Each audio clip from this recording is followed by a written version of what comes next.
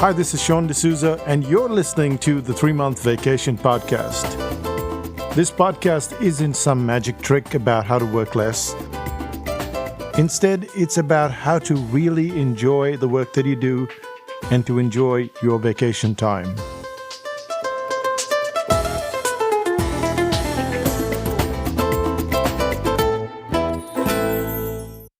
Hi, I'm Sean, and you're listening to the 3-Month Vacation.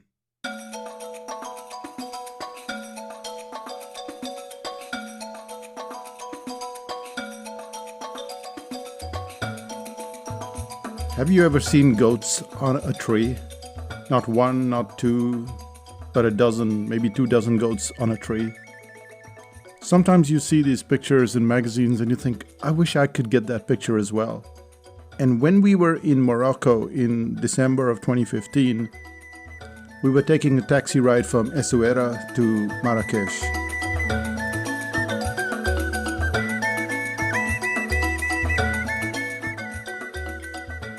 And as we sped by at high speed, there they were, goats on trees.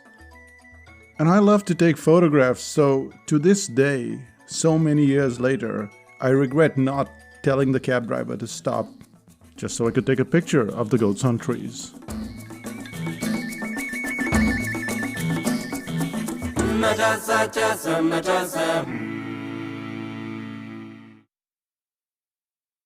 But it is today that I learned that it was fake. The goats don't seem to get on the trees by themselves. Someone places them there. They're young goats, and they're so scared that they just stay on the tree until someone takes them down. And I never knew that. It seems implausible, but I never knew that. Somehow I had been misled. I should have known, but I was still misled. And it's the same thing when we approach learning. All of these years trying to figure out how to do things better, how to learn better, I thought that I'd figured out quite a bit, but I had been misled. Learning wasn't what it seemed. And in this podcast, we will explore 3 ways in which you could be misled with learning and how you can make the best of it and use learning to your advantage.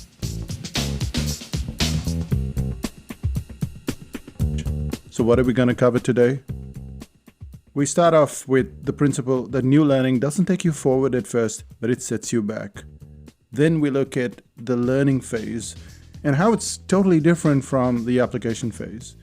And the third one is getting to fluency isn't as tedious as it seems. And let's start with the first one, which is new learning doesn't take you forward at first, it sets you back.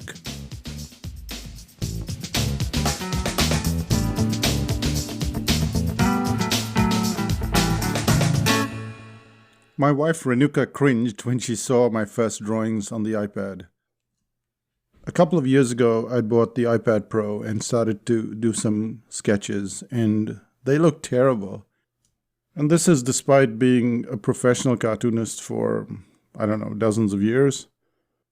Well, the reason why I got the iPad was because we were in Amsterdam and conducting a meetup, and a couple of the participants, they pulled out their iPads, iPad Pros, and they were showing off their work, and they'd done all of this on the cartooning course, and I was really impressed with their work. But the iPad didn't really get my attention. I'd already bought 2 or 3 iPads, 3 generations of iPads before that, and they all ended up like glorified e-readers. Even so, the work of Pauline and Gordon was so good that I decided to buy one for myself. But the moment I started to draw, Renuka made a face.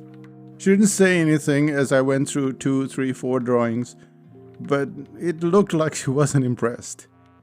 It seems that I had taken quite a few steps back with this new tool, and this fits in perfectly with principle number 1, which is that new learning doesn't seem to take you forward. It somehow seems to push you back. Now you think of yourself of going to a course. Maybe it's a course on learning how to cook, to paint, perhaps to take better photographs. Now imagine telling yourself and telling the people around you that you will be worse at that activity by the end of the day.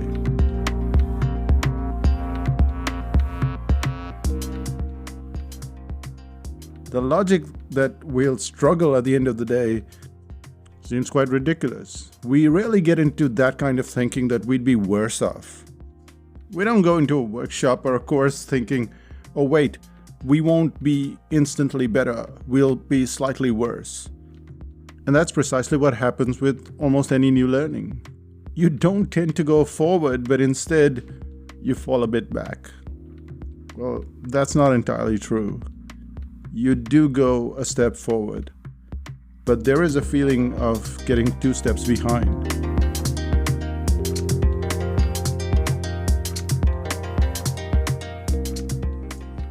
And even though we don't like the idea of going backwards, it's almost always the case. I remember going to a watercolor class in Cadaqués in Spain, and I fancied myself as quite an excellent watercolorist. But I'd never used an easel, I'd never used these watercolor brushes. The paper that they were using for the class was more absorbent and dramatically different from the material I'd been using at home. I'd gone to Cadaqués to improve my watercolors. I spent 2 weeks there. Did I learn anything? Yes. Did I go backwards in my confidence? Absolutely. I didn't feel that I'd gone forwards because I had been learning all these new things, and somehow it felt like I had fallen behind. When you're learning something new, you experience this sense of chaos. You've gone from a relative comfort zone to having to cope with quite a few new concepts. The logical part of your brain tells you, hey, you should instantly improve. You should get better. And you say, yeah. Brain, you're right, because you've joined to get better, not worse. But you do get worse. And it's just a brief period. At first, it's all struggle, but then the brain overcomes those hurdles, and then you improve rapidly. But at first, it seems like you're driving with a handbrake. And at some point, you release that brake, and the car seems to propel itself forward, as if it's shot from a cannon. I was recently on a holiday in Vietnam, and I went for a one-on-one photography class. And the very next day, I was walking through the streets of Hoi An, and it struck me that I was utterly lost. I wasn't taking better pictures. Knowing that I was supposed to lurch backwards didn't help me at all. I desperately wanted to get better. And I did. In the days to come, as the ideas settled in my head, my pictures improved in leaps and bounds. And this principle of falling backwards when you're learning, instead of going straight forward, just kind of lurching on the handbrake, that's the first principle. And it's very hard to wrap your head around it.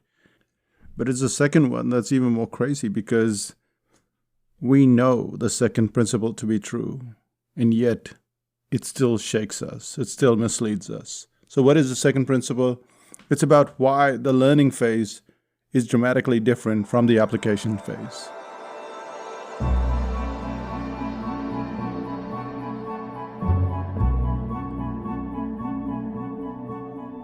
If you join an article writing course, should you expect to finish at least a few blog posts by the end of the course? It's not an unrealistic or even unreasonable expectation, is it?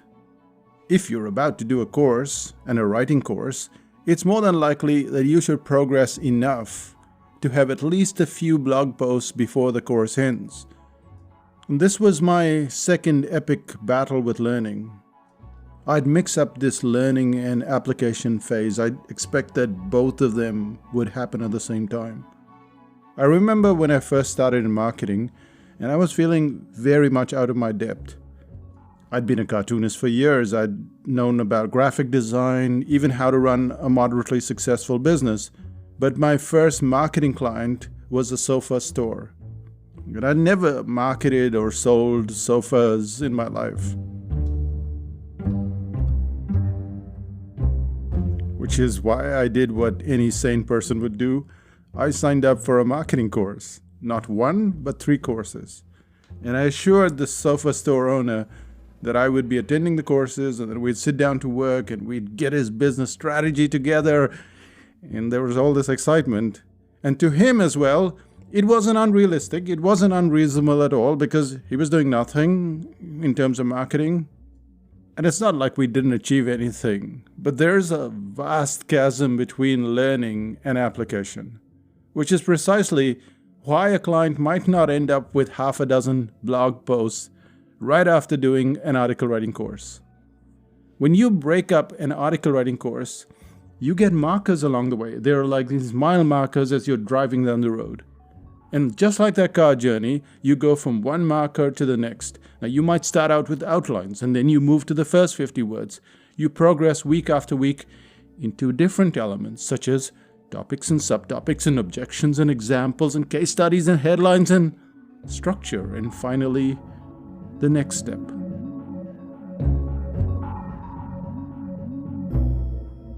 And if the course is well designed, you'll progressively get better in phases, and your learning will start to look somewhat like this.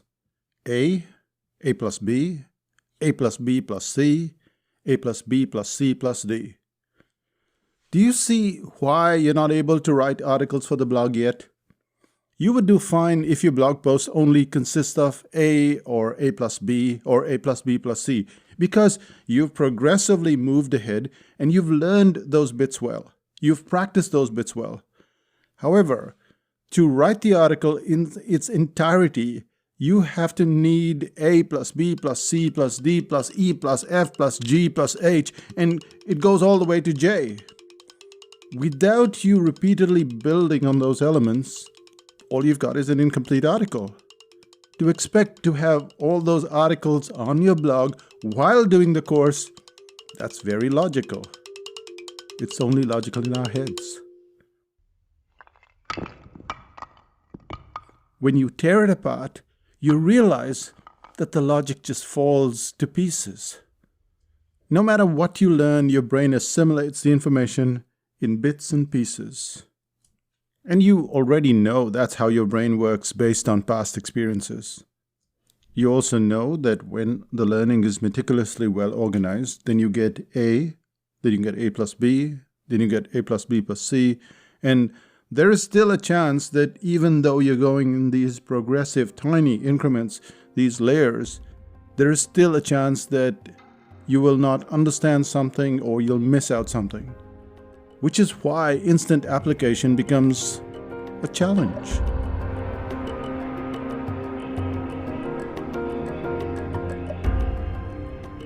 It doesn't matter whether you're learning to write headlines, you're learning a new yoga pose, or taking on Photoshop. The scenario is remarkably similar.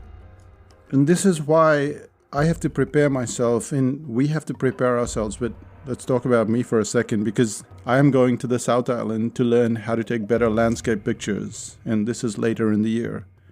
Now, I have to tell myself this. I'm not going to take better pictures. I am learning to take them, which means that my skill is going to go through a transformation. And in that time, that transformation will result in better pictures. Probably not at the course itself. Maybe there'll be some kind of changes. There will be some upheaval, some disturbance. But it's later, as it percolates in my brain, as I start to practice what I've learned, make a few mistakes, ask a few questions, maybe watch a few videos, go back to the tutor, and that's when it'll all fall in place and my landscape photography will get much better.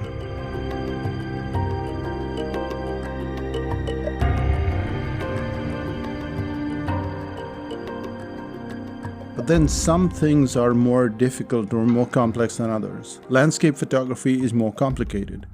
The process of learning to write articles, that's more complicated. So if you were to do the article writing course, then you'd get to the point where you'd be far, far superior than when you started the course. But because it's complex, you have to keep writing. And it's not just practice.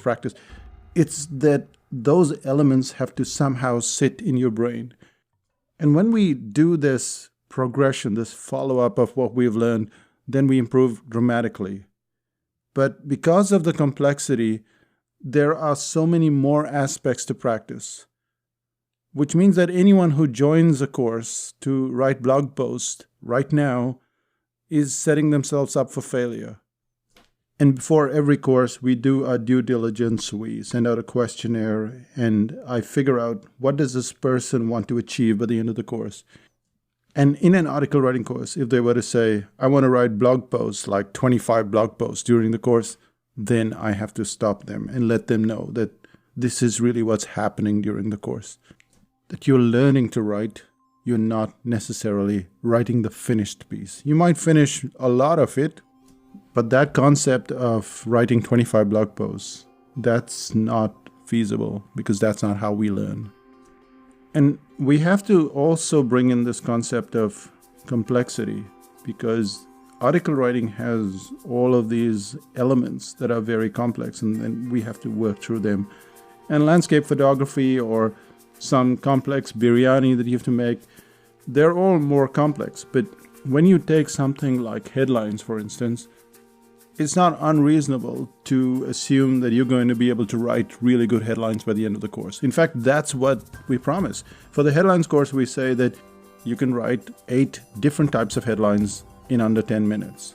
So it depends on the complexity, which isn't to say that we need to just stop doing everything, not learning anything, because wait, it's so complex. I'm not going to be able to write a blog post. I'm not going to be able to make this biryani. I'm not going to be able to take any photographs the way that, professional photographers take. There is complexity and there is less complexity. And we just have to be slightly realistic that there is going to be this difference between the learning and the application phase.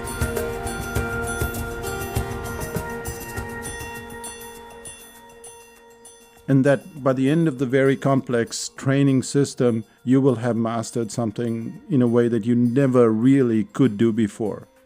You will most certainly not get 100%, as in the full blog post, but you will get to like 70% or 80%.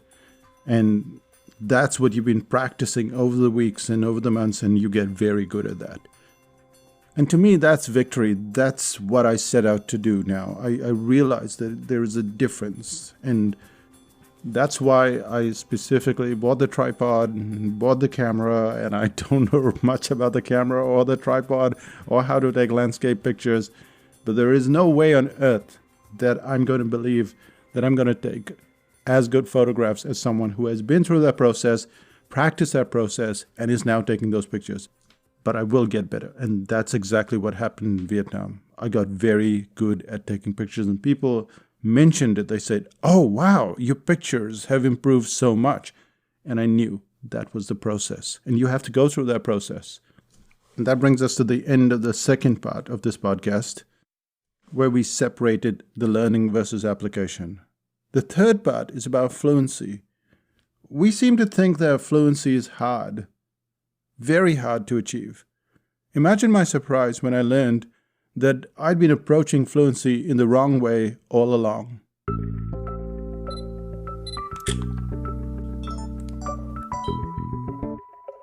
I've owned DSLR cameras for over 30 years. Guess how many times I've used the manual setting?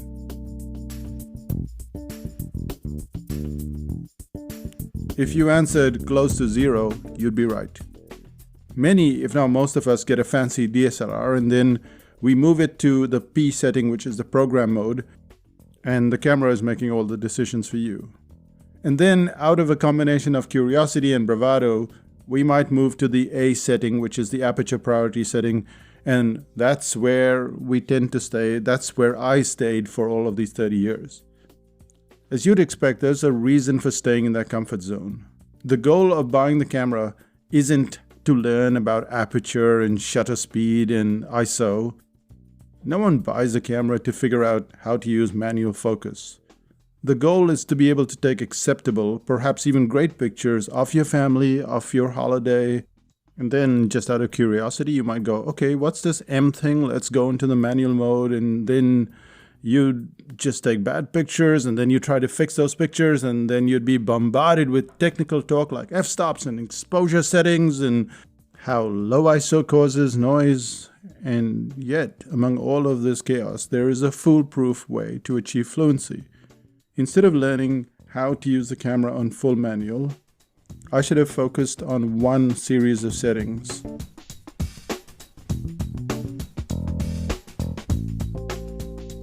And what I'm going to say right now is going to annoy a lot of photographers. Because I was watching a YouTube video when a photographer called Mavis, Instagram is one chapter, that's her handle.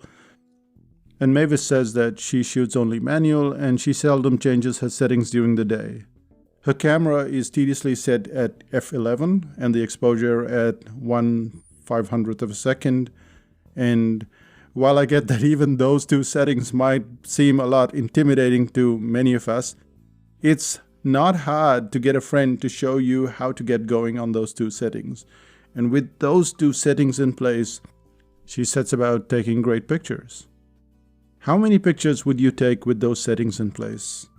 If you were keen at getting fluency, you could shoot between 200 to 300 pictures in a single morning. And if you did this once every weekend, you'd soon get a precise feel for how the camera works with just these two settings.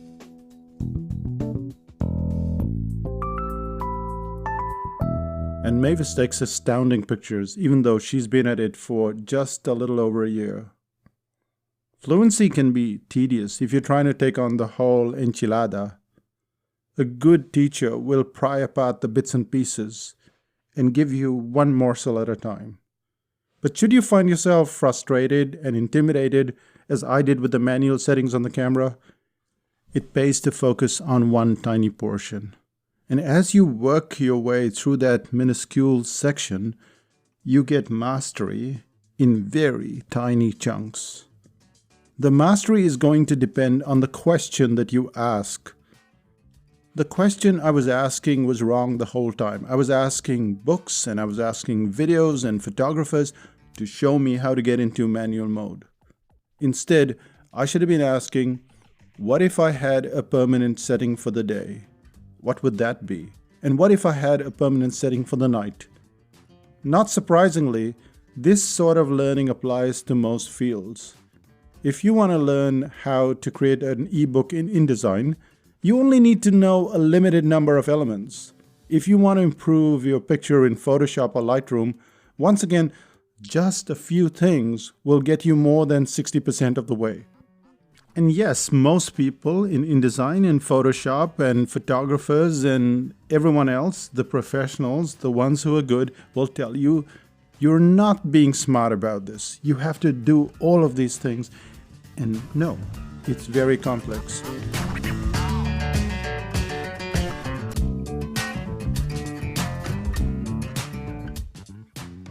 To make sure that the learning didn't go into one ear and out of the other, I had to ask modest questions and I had to take very tiny steps. I stopped trying to learn all of it. I started focusing on what was in front of me. I'd work on one tiny bit that I could kind of get a hold of, and then I'd go to YouTube and watch 30 or 40 videos that explain the same feature over and over again, and in doing so, I'd force the learning to reveal its secrets to me.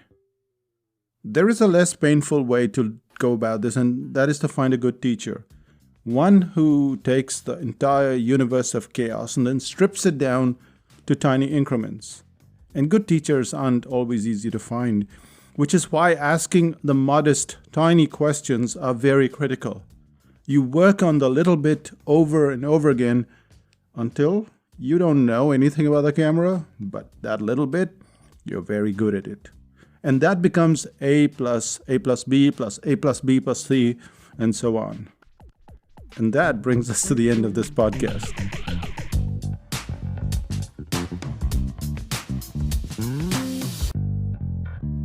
What have we learned so far? 3 things. 3 things that have misled me about learning and probably misled you as well. The first thing is that you don't tend to go forwards when you're learning.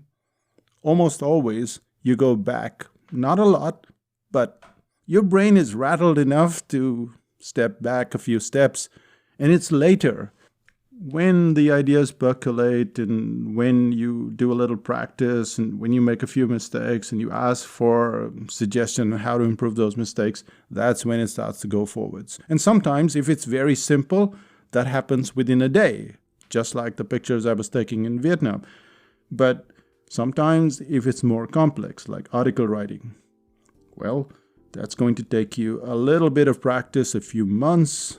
For me, it took me well over a year of writing until I got to that stage. And then when I moved to podcast, it was, again, this big leap from 1,000 words to 3,000, 5,000 words. And again, it threw me for a loop.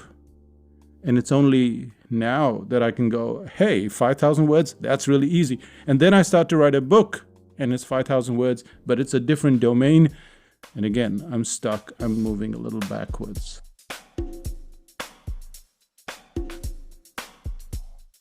So that's kind of what happens. That's the first principle, that you tend to go backwards. The second is that the learning is different from the application phase. We know this. No one needs to tell us.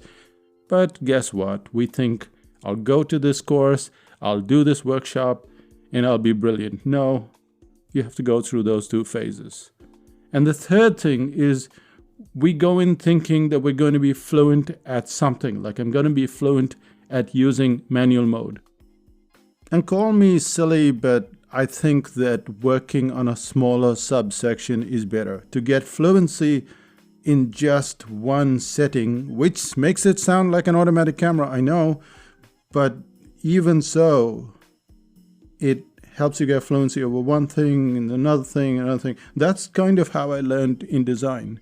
I just worked on one little thing, like paragraph styles, the whole time, and then character styles the whole time. And if you know in design, you know this guy is talking about some really small thing, and I don't know why he's spending so much time, but that's how I learned it.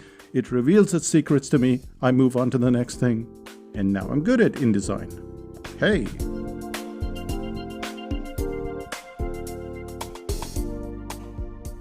Which brings us to the one thing that you can learn. And the one thing is fluency. If you want something to reveal its secrets to you, you can't ask, give me the password to the cave. Kulja, sim sim. You can't say, open sesame. You have to chip your way into the cave one little piece at a time. And so fluency is that cool thing about asking the tiny questions. How can I control this little part of it? And then I get better at it, and then I go to the next part and next part. That's what I'd recommend you do. If you're trying to learn by yourself, this is the way to go about it. Master the little bit, move to the next bit, and next bit, next bit. It doesn't take that long. After a while, it all fits together. And we'll cover that in the next podcast. Yes, there is a second podcast on learning. If you enjoyed this one, you will most certainly enjoy that one as well. It's coming up next. And this takes us to the part about what's happening in psychotactics land.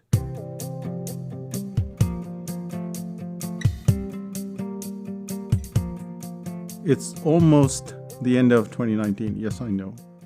Time flies, but time flies when you're free, you know.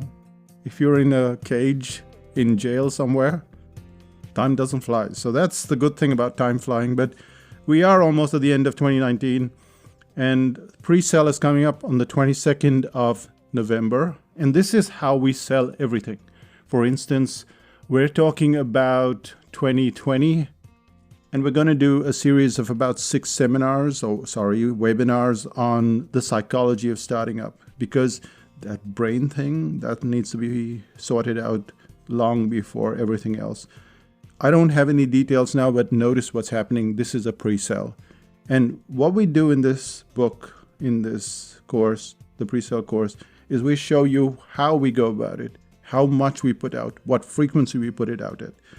This is on the 22nd of November, and if you want to get it, you have to go to psychotactics.com/PRE. That stands for pre in the pre-sale. So PRE and then goodies.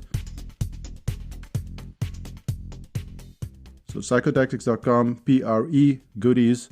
And you'll get some goodies. You'll also be put on the waiting list because we only have 25 copies or 35 copies. I'm not really sure at this stage. It is early in the morning while I'm recording this. But there is a limited number. And once we sell that out, you're done. Now, 5000 BC members get first preference for everything, for the courses, for the products that we sell on a waiting list. But go on the waiting list anyway, psychotactics.com/PRE goodies, and that's where you get your goodies. And come join us in 5000 BC. I know you've probably been part of some membership sites. I am already a member of so many membership sites, but different kinds of membership sites like masterclass.com or lynda.com. And it seems like, oh, wait, this is another membership site. And you'll find that it's different, very different to be in 5000 BC because it's a safe zone. And you can ask those questions that you've been thinking about, and Google has been giving you some really weird answers. So join us in 5000 BC and ask your questions, and you'll be surprised at the depth and the frequency at which you get the answer. And I better wrap this up because it's already like 30 minutes. I'll say bye for now. Bye-bye.